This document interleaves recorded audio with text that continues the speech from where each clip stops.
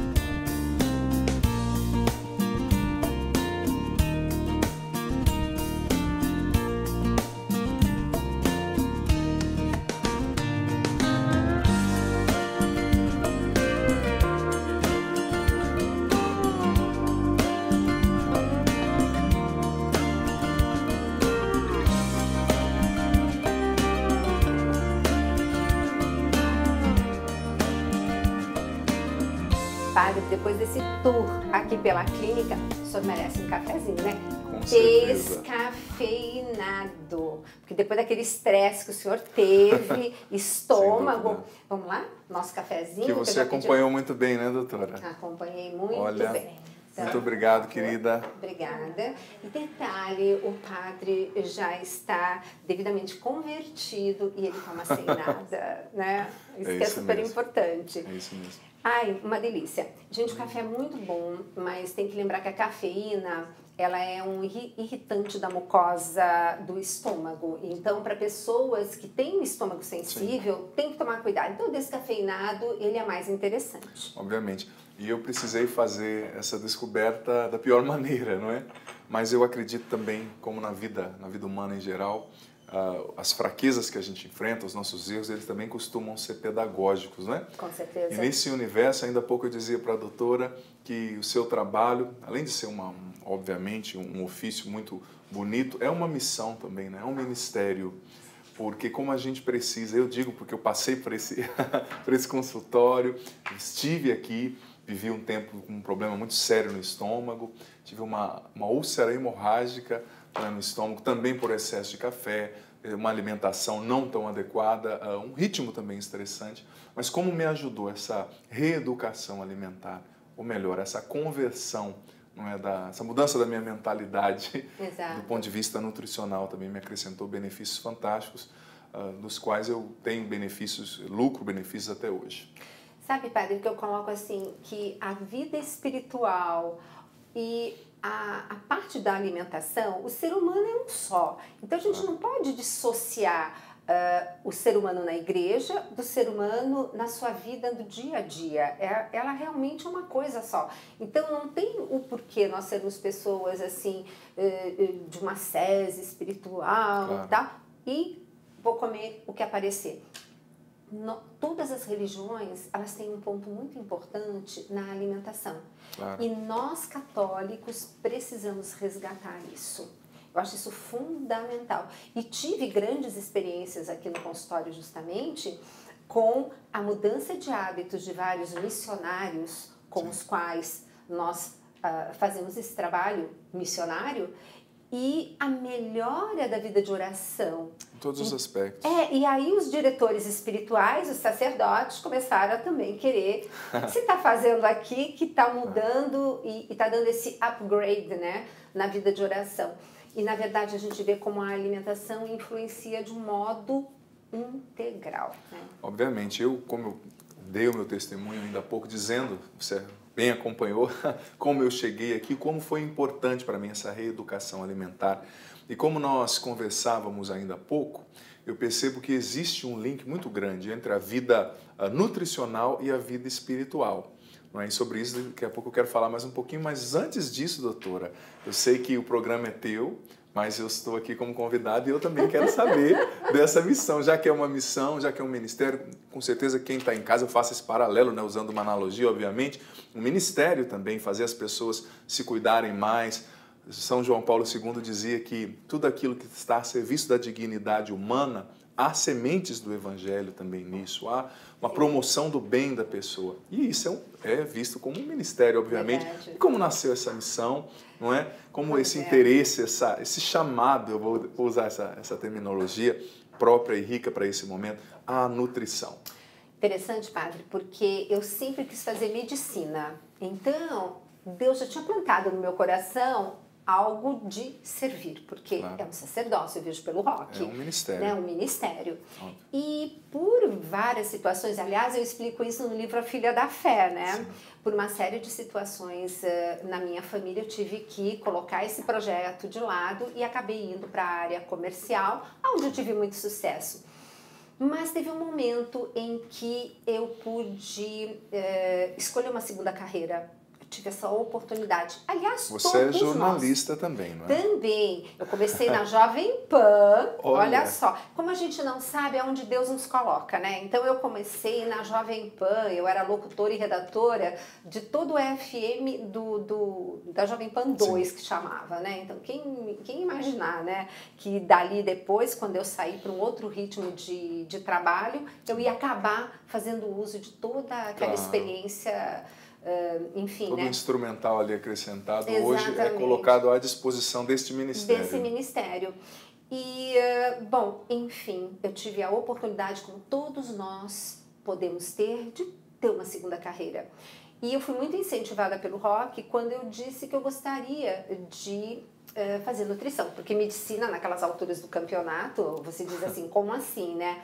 E eu já estava com os meus 45 anos na época, e eu fiz os cálculos, 5 anos de faculdade, me formo com 50, no mínimo até 80 eu vou estar trabalhando com nutrição, né? E hoje tem gente que tem até uma terceira condição de carreira, né? E fui dentro dessa área da saúde, e vou dizer uma coisa, padre, outro dia eu estava conversando com o Rock. Se eu tivesse feito medicina, eu não ajudaria tantas pessoas quanto eu ajudo com a nutrição. Porque a nutrição, ela entra em qualquer patologia. Claro. Quantas pessoas, padre, que me procuram dizendo assim... Na cognição, por exemplo. Padre, tem gente que chega aqui e fala assim, meu médico quase desistiu de mim, que tem uns profissionais que infelizmente têm essa... Eu acho que eles se sentem tão frustrados que não tem como mais fazer nada pelo paciente. Eles vêm aqui e falam, olha, talvez a nutrição tenha. E tem, porque tem muita coisa que não tem cura, padre, mas tem controle, e a nutrição faz isso. Então, realmente foi uma bênção na minha vida. Eu senti depois, como Madre Teresa de Calcutá, um chamado dentro do chamado. Então, depois da nutrição, eu vi que tinha um chamado para mim, que é exatamente esse, o do evangelizar através da alimentação. Claro, é um ponto muito interessante, doutora. Eu percebo que a espiritualidade e a alimentação caminham juntas. Sim. E até mesmo falando da minha própria realidade, eu começo a construir uma cognição, uma compreensão das realidades melhor, mais aprofundada, depois que eu comecei a comer melhor. Com certeza. Eu consigo ler melhor, eu consigo escrever melhor, não é? De fato, aí está a gênese de muitas realidades. Tem, padre. E nesse novo momento, eu estou tão feliz com esse programa, nessa nova temporada, e o senhor fazendo parte desse momento. Estou muito feliz nesse primeiro programa. E veja bem, muitas vezes as pessoas chegam a um ponto de ter um estresse, como o senhor passou, porque por ter se descuidado da alimentação, o que acontece? Eu acabo não tendo nutrientes para me ajudar a modular o estresse. Claro. E aí fica tudo pior. E de repente acontecem assim situações que, graças a Deus, sempre eu digo, a partir do momento que tomamos consciência e resolvemos mudar, não importa a idade, a gente tem uma mudança, o corpo responde. Claro, claro. Doutora, quero agradecer em nome da minha mãe, gente, que é fã da doutora Gisela, que recebeu o livro A Filha da Fé, né, autografado pela doutora. Eu chego de férias, viu, doutora, lá no Paraná, e minha mãe está lá fazendo as suas receitas. Olha, eu ouvi a doutora Gisela falando isso. Que gracinha. Lá no Paraná, sendo impactada também pelos efeitos aí da sua missão. Mas, doutora, após você descobrir esse lindo chamado, também de Deus, essa missão, não é? A impactar, ajudar as pessoas através da alimentação, nós aqui estamos começando uma nova temporada. Muito benefício já foi realizado, muitas coisas lindas aí acrescentadas à vida, à saúde de muita gente. Mas o que está no teu coração? Qual é a proposta desse novo momento que você está vivendo com o programa Mais Saúde? Qual é o benefício, qual é o sentimento do teu coração, em primeiro lugar, para esse novo tempo? É trazer a nutrição mais próxima do quanto o ser humano ele é um só, porque dissociar a nutrição da parte de espiritualidade é um erro. Então, eu quero que esse programa, se Deus quiser, aconteça dessa maneira, das pessoas entenderem o quanto elas podem melhorar em todos os aspectos através da alimentação. E nós estamos falando de Canção Nova, e nós estamos falando que Jesus, quem mais procurava o Senhor? Os doentes. Então, era uma forma de primeiro curar para até conseguir depois evangelizar. Você sabia que é interessante? Jesus, no Evangelho de João, capítulo 10, diz que ele veio para trazer vida e vida em abundância. É interessante, a gente sabe que a abundância com A maiúsculo vai ser na eternidade. Mas o Papa Francisco esses dias dizia, doutor, algo que me chamou muita atenção. Ele dizia, olha, não pensem que essa felicidade, que essa vida plena vai ser só lá, não, ela começa aqui. Ou seja, da amizade, através da amizade que a gente cultiva com Deus, obviamente, mas também através do cuidado inteligente que a gente tem conosco mesmos. Interessante você falando de nutrição e espiritualidade. Muitas vezes eu, como padre, atendendo pessoas, escutando pessoas, eu já tive esse insight de dizer, olha, você precisa mudar o jeito como você se alimenta. Exato. Você precisa dormir melhor, orientando, porque como você bem disse, está tudo ligado. Tá. E é interessante, doutora, que eu, como sacerdote, eu percebo que muitas vezes a estrutura de uma alimentação errada, ela percorre no interior da pessoa a mesma estrutura que um vício. Por exemplo, a pessoa que tem um vício de cigarro, ela fica arranjando desculpa para ela mesma se dar aquela compensação. Não é? O sistema de recompensa. Existe toda uma dinâmica psíquica, intrapsíquica também, a qual eu não vou entrar aqui, nós não vamos entrar, mas a estrutura de uma alimentação errada é como se fosse a estrutura de um vício. Exato. A pessoa ela fica se dando desculpa para ter aquela compensação momentânea e ela anda e volta para aquele ponto através do qual a adicção já a aprisionou. Então, é uma libertação. Comer melhor é um passo de conversão. Exato. E, inclusive, padre, muitas vezes as pessoas não conseguem chegar a se libertar porque não tem um nutriente que ajude nessa libertação. É isso que é muito interessante, que nós vamos estar aqui no Mais Saúde falando. Eu espero que não seja a primeira participação, né, padre? Porque eu acho que a gente tem muita coisa bacana para conversar e essa troca, sabe, a gente consegue enriquecer muito. Mas nós estamos indo para o intervalo, padre. Ótimo. Já recebi aqui um alô há um tempinho atrás. Então, nós vamos rapidinho para um intervalo e voltamos já com essa bênção que está sendo no programa de estreia, o padre Adriano Zandonato.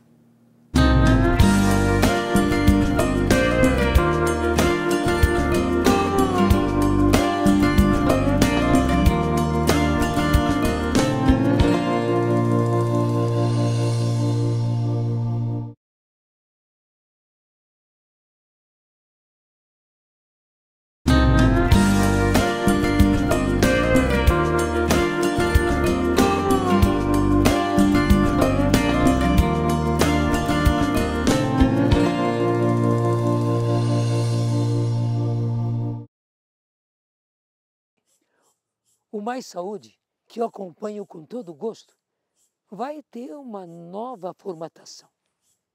E desde já, porque ele tem feito tanto bem, eu o abençoo. Sim, que o programa ajude a muita gente como ajudou até agora.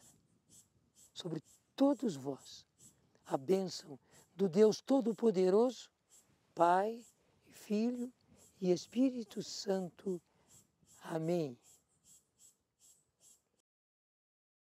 Que bênção! Olha, tá aí para vocês verem o que vai ser esse novo tempo do programa Mais Saúde. Tem coisa mais maravilhosa do que o Monsenhor Jonas Abib dando essa bênção para essa nova temporada. Que presente, doutora. Que presente. Presente. E é só o começo. Você que nos acompanha pela TV Canção Nova, tem muita coisa boa por aí. Eu quero acompanhar esse programa e convido você também a fazer o mesmo. É um presente para nós ouvir o Monsenhor, sobretudo falando sobre esse assunto, não é tão bonito. Doutora, pegando o gancho do que nós estávamos conversando, é importante a gente deixar bem claro e enfatizar isso, que toda a doutrina, o pensamento cristão, ele foi quase todo, em todas as suas bases, sistematizado a partir da compreensão de duas figuras importantíssimas. A primeira foi Aristóteles, não é? Filósofo pagão ali, de alguns séculos na precedência da vinda de Cristo, e depois Santo Tomás de Aquino, que com a sua Suma Teológica, com o desenvolvimento do seu pensamento, a partir da compreensão de Aristóteles, construiu uma doutrina fantástica e um dos pilares principais, tanto do pensamento aristotélico como de Tomás de Aquino, é que o comportamento humano precisa evoluir a partir das virtudes. E o que é a virtude? Segundo Aristóteles, virtude é um bom comportamento que você vai repetindo até se estruturar naquilo que você é, na sua forma de pensar, sobretudo na mentalidade, que é a raiz de tudo que a gente faz. As ações e reações brotam da nossa mentalidade, da nossa compreensão das realidades de forma intrapsíquica. Então, Santo Tomás e Aristóteles falavam de hábitos. Virtude é um hábito. Exato. E um defeito também é um hábito. Exato. Você repete o que é ruim até aquilo se enraizar no seu comportamento. Você repete o que é bom, no caso da virtude, até aquilo se enraizar no seu comportamento. E, doutora, como sacerdote, eu percebo que uma mudança de hábito, sobretudo do ponto de vista da alimentação e da nutrição, é de fato uma conversão. Verdade. Porque você rompe um padrão negativo que está te destruindo. Tem pessoas que, no meu ponto de vista, fazendo uma analogia, sem medo de ser exagerado, estão cometendo um suicídio a partir daquilo que comem. Com certeza. A partir daquilo que comem. Então, quando você muda a raiz da sua mentalidade, entende o porquê você precisa comer diferente, e você vai repetindo, desenvolvendo hábitos melhores, você está desenvolvendo a virtude, como Santo Tomás, como Aristóteles sinalizou, e desenvolvendo a virtude, você está automaticamente eliminando aquilo que é ruim. Perfeito, padre. E, inclusive, foi com esta...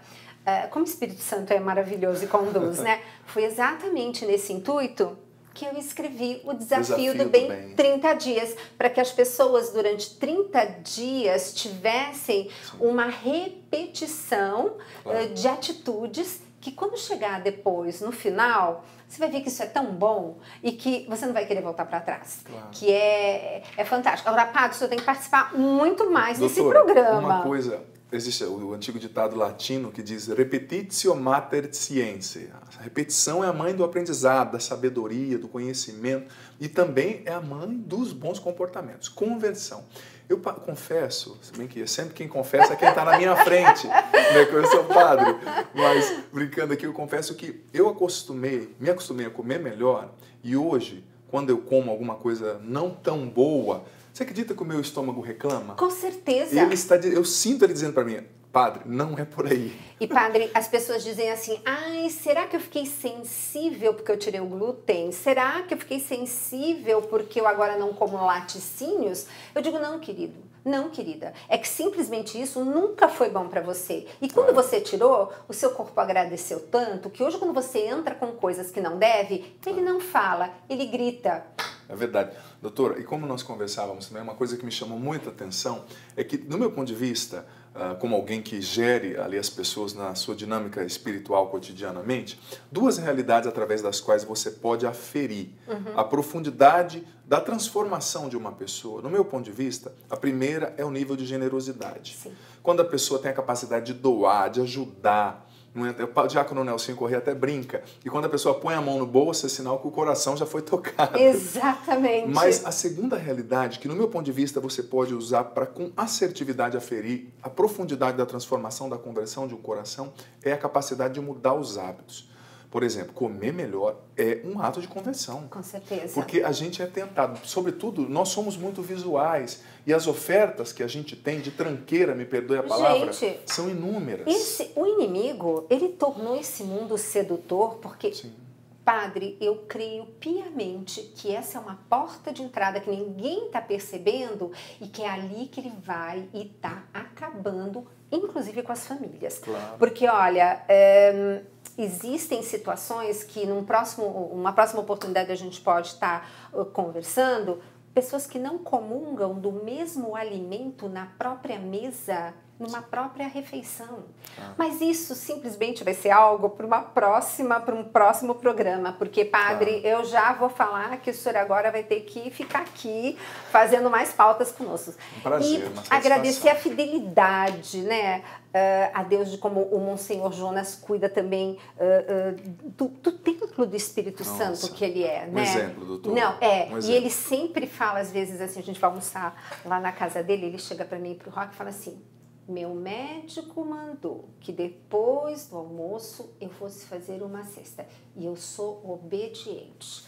E é isso mesmo. O Monsenhor é obediente. Sim, eu sou testemunha mas disso. de uma obediência, assim, que a coisa mais linda é simplesmente um testemunho para nós. É isso mesmo, doutora. Né? Quando o Monsenhor Jonas começou a descobrir aquela enfermidade que ele teve no ano de 2006, eu era seminarista, e eu fui acompanhá-lo em uma viagem de descanso. Nós ficamos 15 dias, num lugar retirado. E ali, claro, hoje como sacerdote eu tenho uma experiência mais intensa com ele, nos eventos, mas antes eu não tinha tanto. E ali eu pude ver, nesses 15 dias, estávamos eu, ele e uma outra pessoa. A fidelidade do Monsenhor Jonas com a sua alimentação, a fidelidade do Monsenhor Jonas com os seus remédios, o horário, a sua caminhada. Nós caminhávamos juntos, rezando o terço juntos, e eu percebi, nesses 15 dias, não houve um dia no qual ele não foi, de fato, fiel com as suas demandas, né, com aquilo que havia sido orientado, e ele colhe frutos disso. Né? Com certeza. Eu acredito que, doutora, a disciplina, ela é essencial. Se você, nós vivemos num mundo no qual as pessoas acreditam que a liberdade, confundem o conceito de liberdade com a libertinagem. Exatamente. Sobretudo depois da filosofia existencialista, as pessoas acham que ser livre é ser libertino, mas não é bem por aí. Você é livre de verdade quando você consegue dominar-se em primeiro lugar, né? O autodomínio é um grande desafio. E quando você também consegue dizer sim ao bem e não ao mal livremente, sem ser dominado. Doutora, que pena que está acabando. Ai, que gostosa a nossa conversa. Estou amando. Quero Padre agradecer. Adriano, muito obrigada. Obrigada pela bênção também que o senhor é na vida da gente. Padre é daqui de São Paulo e a gente sabe o quanto ele realmente é uma pessoa abençoada aqui. Grande torcedor do São Paulo, sabe? Que nem o Dr. Roque e eu que vos falo. E a gente brinca. Sofredores ultimamente, mas somos fiéis também, né? Somos fiéis, exatamente. Padre, muito obrigada. Realmente gostaria muito de retomar esse tema, porque é o que eu digo. Nós não podemos olhar apenas a alimentação como um prato de comida e pronto. Claro. Não, gente. Tem impacto em toda a vida. Tem impacto, inclusive na sua vida de oração. E o que eu mais quero não é só mais saúde para você, é mais saúde para você, para sua família. Vida em abundância. E vida em abundância, vida em abundância. Em todas as dimensões. Passa também pela alimentação. Gente, um beijo muito grande. Adorei esse programa. Eu tô felicíssima com essa estreia, esse novo momento. E espero vocês no próximo Mais Saúde.